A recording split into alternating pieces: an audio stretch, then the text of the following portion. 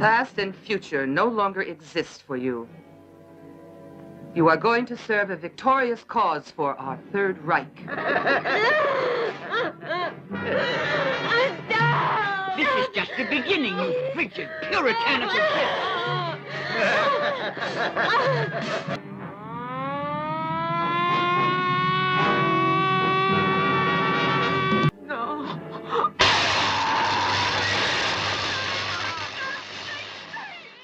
We are a nation racked with violent crime.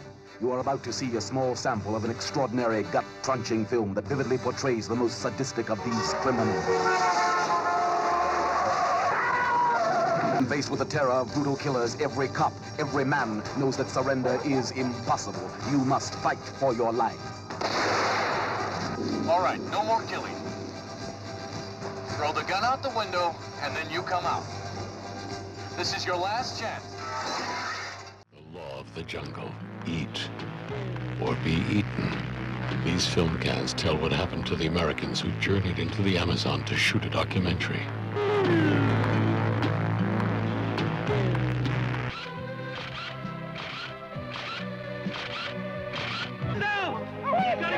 Back home now! Think of that film!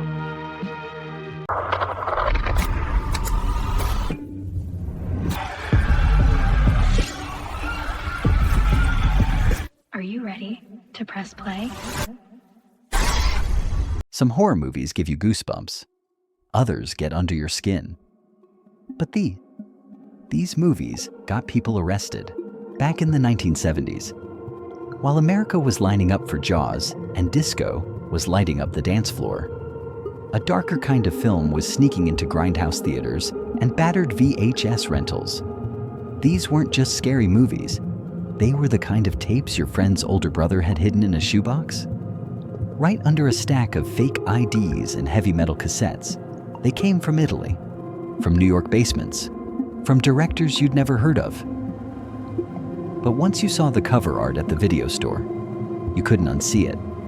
Murky colors, screaming faces, promises of uncut editions that your parents would never allow, and for good reason. These films landed on the UK's infamous Video Nasties list, banned, prosecuted, blamed for everything from juvenile delinquency to the end of civilization. Some of them are still hard to watch, not just for the content, but because they remind us of a time when VHS was the Wild West and horror movies felt dangerous. Like you weren't just breaking curfew, you were crossing a line. And wait till you see what shows up at number 4. It's the kind of movie that made store clerks double bag your rental in case the neighbors were watching. Stick around until the end. There's one title that actually got dragged into a courtroom as evidence, and it still leaves people debating whether it even deserved to be called a horror film at all.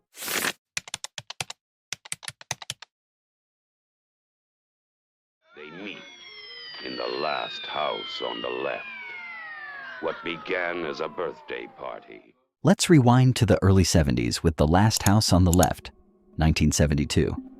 A movie that didn't just push the envelope, it ripped it to shreds and threw it in your face. Directed by a young Wes Craven before he became a household name with A Nightmare on Elm Street.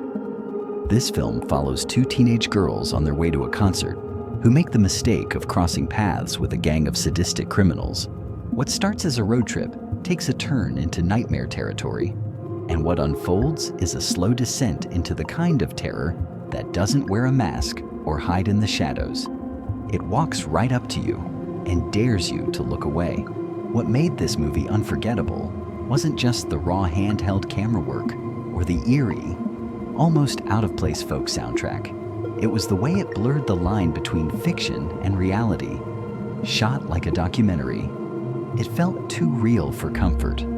The violence, while mostly implied by today's standards, was presented in such an unflinching, matter-of-fact way that it rattled audiences to their core. And that tagline, to avoid fainting, keep repeating, it's only a movie. It became a dare more than a warning. If you grew up renting tapes from a corner video store with creaky wooden shelves and horror covers sealed behind plastic security cases, this one probably sat on the top shelf. the one you weren't supposed to reach. The kind of tape that was half rumor, half urban legend. Maybe you heard about it from a friend whose cousin saw it and couldn't sleep for a week. Or maybe you rented it one night, thinking you were ready, and found out you weren't. Even now, The Last House on the Left still stirs debate. Was it exploitation or social commentary? A warning or just a provocation? What's clear is that it tapped into the deep fear that evil isn't always supernatural. Sometimes it's just people doing terrible things in broad daylight while no one stops them. And for a movie that was banned in several countries and used as an example of what's wrong with media, it's strangely responsible for launching one of horror's most iconic careers.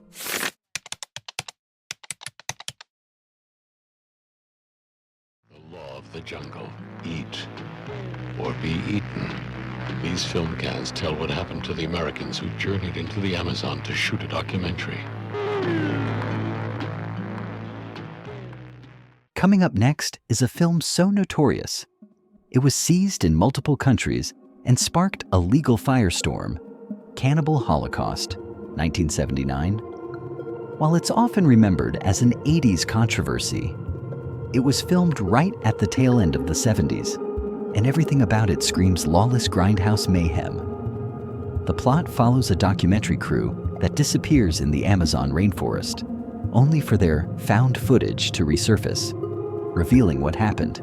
That premise might sound familiar today, but back then, it was revolutionary and terrifying, and for some unlucky viewers, a little too convincing. What made Cannibal Holocaust infamous wasn't just its unflinching look at the darkest aspects of human nature. It was how it blurred the line between fiction and reality. The film was so realistic. The director, Ruggero Deodato, was actually arrested on suspicion of making a real snuff film. He had to bring his actors into court just to prove they were still alive.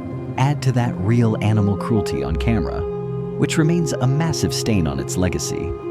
And you've got one of the most banned films in cinema history. For anyone who spent late nights scouring the horror aisle at mom-and-pop video shops, this title was spoken of in hushed tones. It wasn't always on the shelves. Sometimes it was under the counter. You had to ask for it and hope the clerk didn't judge you too hard.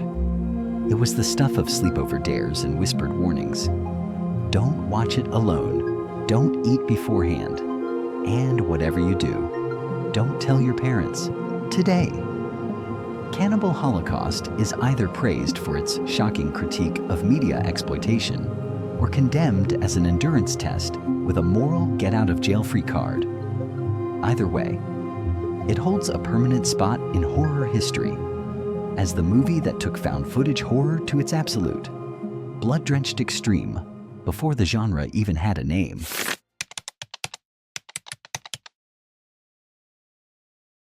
Take off your clothes. I don't like women giving me orders. I spit on your grave. At number 3, we've got a movie that split audiences right down the middle and then got banned in over a dozen countries.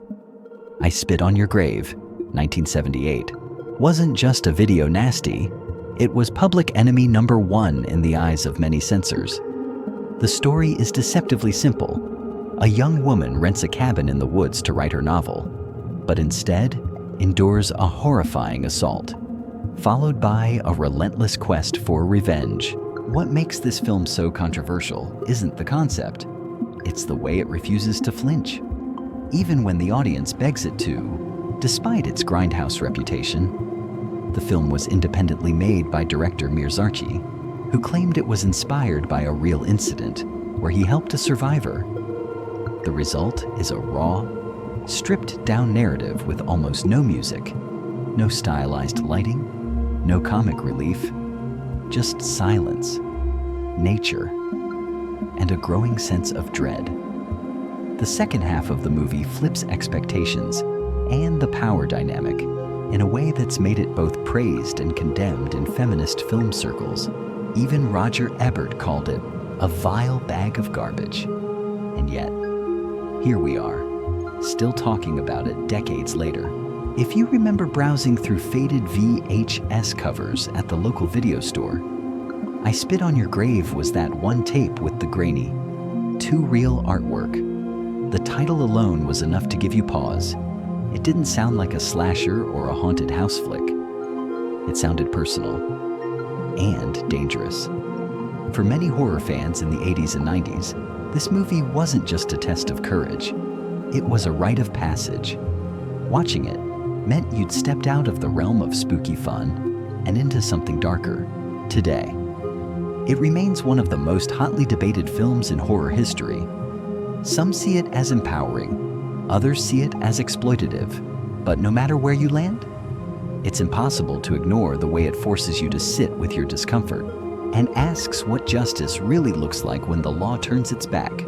Next up is a film that proves you should never underestimate a dinner party gone very, very wrong.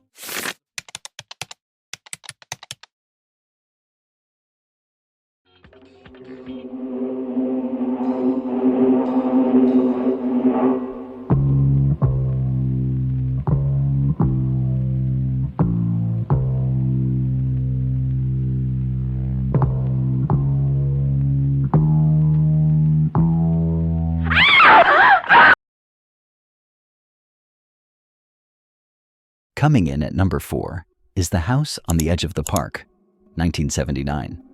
A film that feels like it was made with the sole intention of testing every boundary it could find. Directed by Ruggero Deodato. Yes, the same man behind Cannibal Holocaust.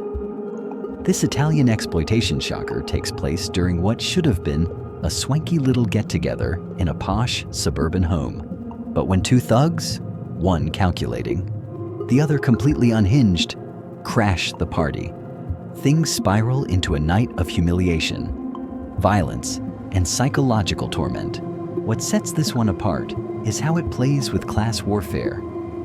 You've got rich, beautiful people lounging in a mansion, and then you've got the outsiders who come in and decide to flip the script with its grainy, low-budget look and a sleazy disco soundtrack that practically drips from the speakers.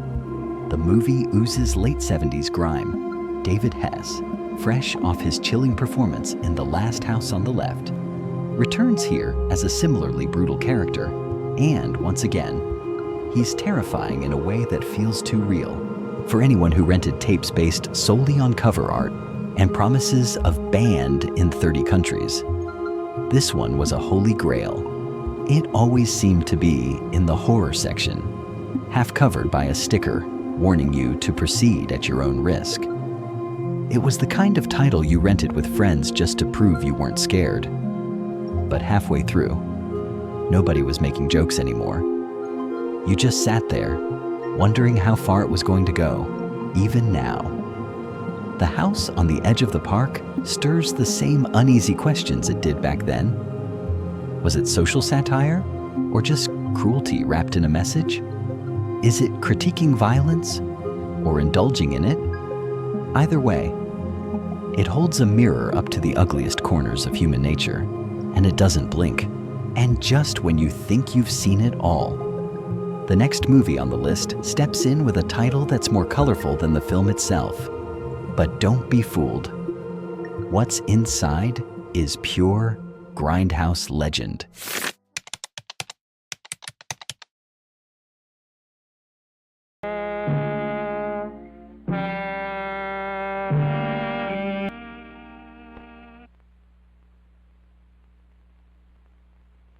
Coming in hot at number 5 is Blood Feast. Originally made in 1963, yes, but re-released in the late 70s on home video, just in time to earn its badge of dishonor as one of the OG video nasties. This is the film that basically invented the splatter genre. Directed by the godfather of gore himself, Herschel Gordon Lewis. The plot? A deranged caterer starts collecting body parts from unsuspecting women in order to prepare a feast for an ancient Egyptian goddess. That's it. That's the movie. And back in the day, that was more than enough to get people clutching their pearls. Blood Feast is a wild, technicolor mess of amateur acting. bright red fake blood, and the kind of practical effects that would make a Halloween store blush. But for horror fans raised on midnight movies and crusty VHS copies with washed-out color, this film wasn't about realism. It was about audacity. No one had seen anything like it when it first arrived. And even in the 70s, when horror was getting grittier and more psychological, this one stood out for how proudly lowbrow and bizarre it was. If you remember scouring garage sales or flea markets for horror tapes in battered clamshell boxes, this one probably popped up between a Faces of Death bootleg and a water-damaged copy of Maniac. The cover was ridiculous. Some wild-eyed man with a bloody cleaver, promising a movie that your parents would never, ever approve of. Watching it felt like finding a forbidden cartoon made for monsters, and it was short, barely over an hour. But that only made it easier to sneak in during sleepovers or between more respectable horror pics. Today, Blood Feast is remembered less for what's in it and more for what it started. Without this goofy, over-the-top movie, the splatter subgenre might not exist. It paved the way for the likes of The Evil Dead, Reanimator, and basically every red band trailer you've ever watched through your fingers. It's not scary, and it's definitely not subtle, but it's a cornerstone of horror history all the same. Next up, a movie that'll make you think twice about turning on the oven. Because fire doesn't just burn in the next nightmare on our list. It screams.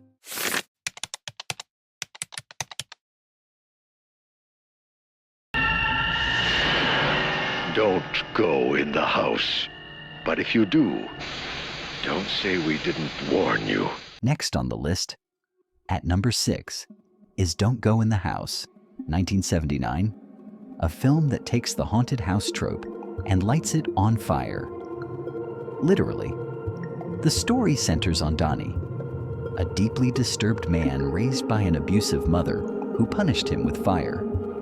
When she dies, he doesn't exactly find peace. Instead, he builds a fireproof steel room in his basement. And let's just say, it's not for storing wine. What makes this one so eerie isn't the gore. Though yes, there's a reason it got banned. It's the cold, detached way everything unfolds.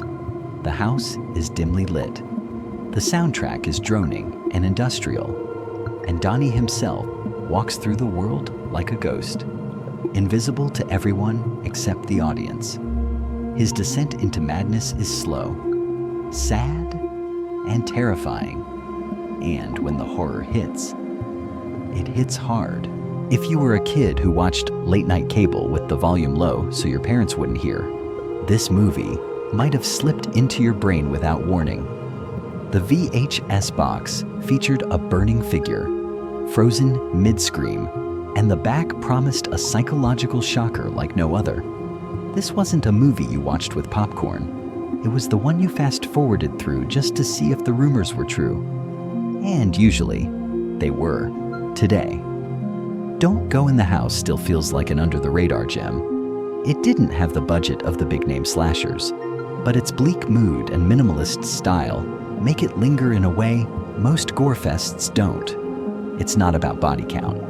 It's about what happens when trauma festers in silence. And even if you think you're numb to horror, this one can still sneak up on you when the lights go out.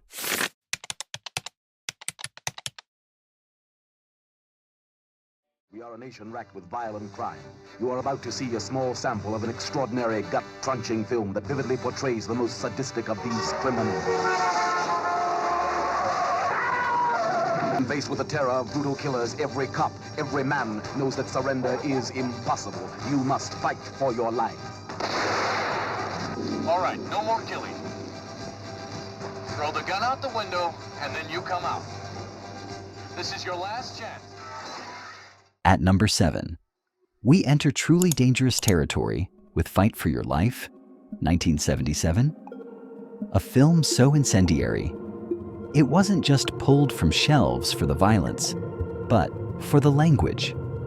This home invasion thriller follows a gang of escaped convicts who take a black family hostage in their rural home. What unfolds isn't just physical brutality, but a barrage of racially charged taunts and psychological torment that made censors recoil and audiences squirm. The film was clearly designed to provoke. It blends grindhouse violence with social commentary, but it does so with such blunt force that many viewers couldn't tell if it was making a point or just being exploitative.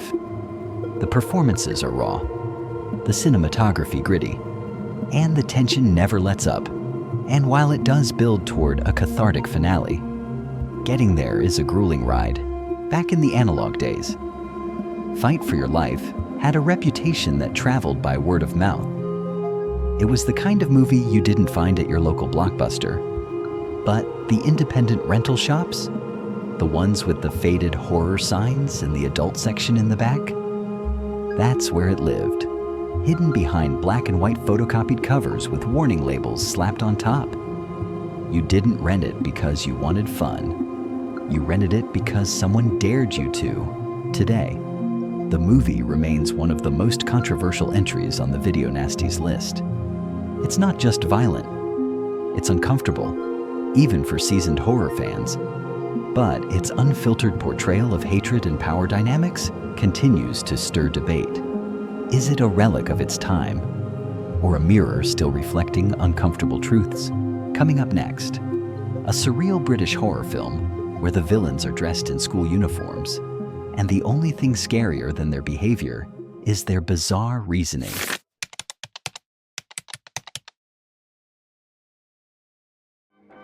Can't escape, dream. Not now. But dreamers have a way of seeing through the night.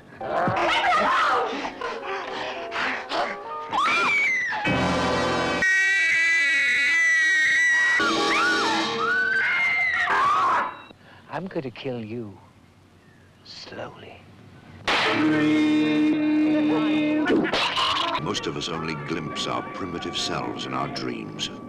If you don't want to be reminded of what you could be, we suggest you stay home in bed. Coming in at number 8 is Killer's Moon, 1978. A British horror oddity that feels like someone blended a slasher, a school field trip, and a fever dream into one bizarre, uncomfortable ride. The story takes place in the Lake District countryside, where a bus of schoolgirls breaks down near a remote hotel. Unfortunately, 4 escaped psychiatric patients who believe they're dreaming and thus free of consequence are already there. What happens next? Let's just say no one's getting extra credit for this trip. Killer's Moon stands out from the pack by being both low budget and completely unhinged. The dialogue is stilted, the logic is non-existent, and the tone swings wildly between camp and cruelty. But that's exactly what made it unforgettable. The synth-heavy soundtrack buzzes like a wasp nest, and the orange-tinted cinematography turns the whole movie into something that feels slightly off. It's like watching a bad dream unfold, one you can't quite shake even after the credits roll. If you haunted video store aisles in the 80s and 90s, you might have seen this one buried in a pile of PAL format imports or dusty bargain bin tapes with no ratings. The artwork looked homemade, because it probably was, and half the time. The label was a sticker from some underground distributor. Watching it felt like uncovering a secret movie the world had tried to forget. And once it started, you couldn't look away, not because it was good, but because it was so weirdly wrong. Today, Killer's Moon has a cult following, not for being scary in the traditional sense, but for being one of the strangest horror films to ever get banned. It's a reminder that sometimes, it's not about how much blood you show. It's about how deeply you unsettle people when you mess with logic, morality, and teenage innocence all in one go.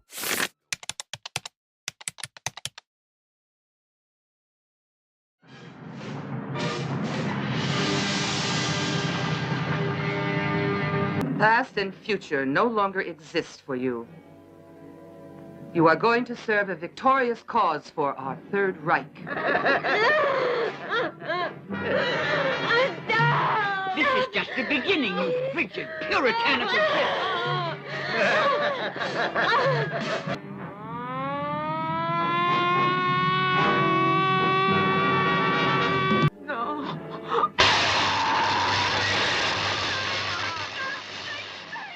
At number 9 is one of the most notorious titles ever slapped with a video nasty label, SS Experiment Camp, 1976. Even the name feels like a dare. This Italian Nazi-sploitation film takes place in a fictional World War II concentration camp where grotesque medical experiments are conducted. But it's not the historical setting that got it banned. It's the lurid mix of exploitative horror and deeply tasteless imagery that made this film infamous the moment it hit the shelves. From the very first frame, SS Experiment Camp leans into shock over substance. The uniforms, the props, the melodramatic performances. It's also over the top. It's hard to tell if the film is trying to be serious or just wallowing in sleaze. But that didn't stop it from being pulled from video stores across the UK almost instantly. Censors zeroed in on the promotional art, which featured graphic imagery far more explicit than what most horror fans were used to, and declared it a threat to public decency back in the golden age of VHS. This was one of those titles whispered about more than actually seen. It lived in the shadows of mail-order catalogs, bootleg shelves, and horror zines with names like Gore Zone or Splatter Digest. If you did manage to track down a copy, odds are it was grainy, poorly dubbed, and marked with tape damage from being passed around too many times. And still, people watched it because the forbidden fruit always draws a crowd. Today, SS Experiment Camp is viewed more as a cultural artifact than a horror classic. It's one of those movies that reminds us just how far exploitation cinema was willing to go in the 70s, and how quickly society pushed back. It doesn't hold up in terms of storytelling or taste, but its legacy is undeniable. This wasn't horror that entertained, it was horror that provoked, disturbed, and got people asking uncomfortable questions about what belongs on our screens. And just when you thought things couldn't get weirder, our final film is a dreamlike descent into madness that was banned for what it hinted at, rather than what it showed.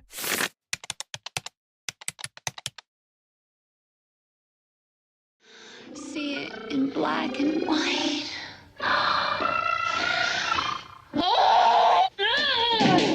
God made all of us perfect. How close do you want to be to the woman in your life? Well, you don't know if it's true or not unless it's on television. Why was Grandpa lost at sea?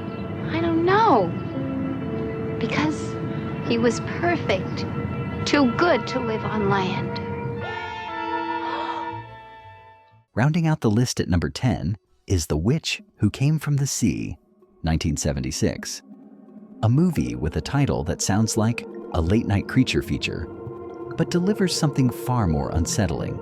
Set on the sun-drenched beaches of California, the film follows a woman named Molly who begins to unravel emotionally after a series of disturbing memories start bubbling to the surface. Her fantasy life and reality blur.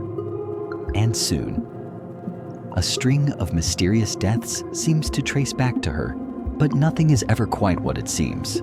What makes this film so haunting isn't what it shows, but what it implies. Shot in washed-out tones with eerie quietness, it feels like a dream you only half remember. Director Matt Cimber, working from a script by the late Dean Stockwell's brother, crafts a story that dances between psychological horror and surreal drama. The violence is minimal, but the atmosphere is thick with unease. The ocean, the sun, the laughter on the beach. It all feels tainted, like something beautiful hiding something rotten underneath. This was the kind of movie you'd stumble on accidentally. Maybe it was on a compilation tape. Maybe it was in the wrong section at the video store. The artwork didn't scream horror. It whispered it. And when you watched it, you were left with a feeling you couldn't shake. Not fear, not revulsion, something stranger, something sadder, like discovering an old diary filled with pages you were never meant to read. The Witch Who Came from the Sea was banned not for graphic content, but for suggestion. The uncomfortable themes, the fractured portrayal of trauma, the lingering sense that you were watching someone's private nightmare unfold on screen. Today, it's recognized as one of the most quietly disturbing films of the video nasties era, a final reminder that horror isn't always about blood and screams. Sometimes, it's the silence between the waves. That's the thing about these video nasties. They weren't just movies. They were urban legends in plastic cases, flickering ghosts trapped in worn-out magnetic tape. Some were overhyped, some were outright offensive, but all of them captured something raw about the 1970s. A decade where horror wasn't safe, sanitized, or approved for prime time. It was messy, transgressive, and, in its own twisted way, honest. Maybe you remember spotting one of these titles tucked behind the counter at a CD video store? Or maybe you had a friend whose older brother insisted they saw it in a midnight screening before it got pulled. Whether they terrified you, disgusted you, or made you question the line between art and shock, these movies didn't leave anyone indifferent. They left scars, questions, and sometimes a weird craving to dig up more. So now it's your turn. Which of these notorious nasties have you actually watched? Which one still makes your skin crawl? And is there a banned 70s horror film you think should have made this list? Drop your thoughts in the comments. I read every single one. If you enjoyed this look into the VHS vault of forbidden horror, hit that like button and subscribe for more. We've got plenty more dark corners to explore together.